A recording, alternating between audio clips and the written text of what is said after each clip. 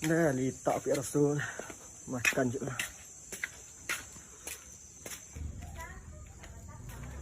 Lingkaruang, masuk rumah tuh bacalah salam Lama saya masuk ke rumah aku. Baca salam ngeratian. Masuk lolo lalang sayang mah. Ayo mah. Iyo mah jang. Ulang balik masuk lihat. Cepet. Ulang balik masuk ke rumahku aja baca salam. Angkat ini tengah sawah kok. Hah? Baca salam. Assalamualaikum mah. Salam.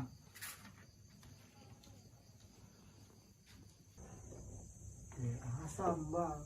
Mah. Asam bang ada ya mah. Coba lihat di rakyat dalam lemari nak. Di mah. Nah, makan tu. Kenapa tu? Nah, sambal. Mana ada sambal tu mah? Aku nampak yang di situ dah nak. Ikut saja mah. Apa?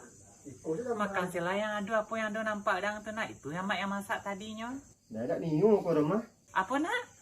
Dah niu makan. Apa sayang ulang balik? Niu makan ayam mah. Apa? Makan ayam. Ayam? Ayam? Iya. Ayam? Dah ada niu makan kau rumah. Makan sila yang ada nak. Ingkik-ingkik you perangai. Hendak. Malah kayak enggak. Makan sila itu. Dah ada jadi makan rumah. Jadi tak jadi banyak nak panggil dari Amerika Serikat ngirim piti ke makan. Makan sila yang ada. Harus tahu diri setek nak apa yang ada harus dimakan. Hendak niu mah. Ndak niu ang do. Makan sila yang ada. Hendak niu. Niu pandai yang jadi piti surang yang surang. Kau juang surang jadi piti surang paham ang tu. Niu lang ndak tahu diuntung pula anak kau do. Makan sila yang ada. Hendak niu. Dah nak makan tu. Dan niu ndak banti. Nanti rampai.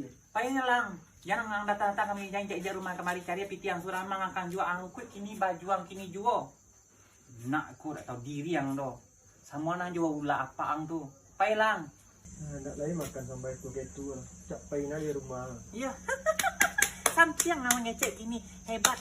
Salut sama semua. Mulai yang dari kini jangan pernah injak rumah kaki denko.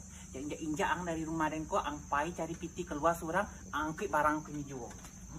Aduh mak sudah angkut barang kini jual. Payah mang. Payah kini jual. Paham? Jadi mah. Jadi-jadinya nak celak kuang. Nah, lah kau ni siap lah balik. Ya kalau aku dah rundu lah balik.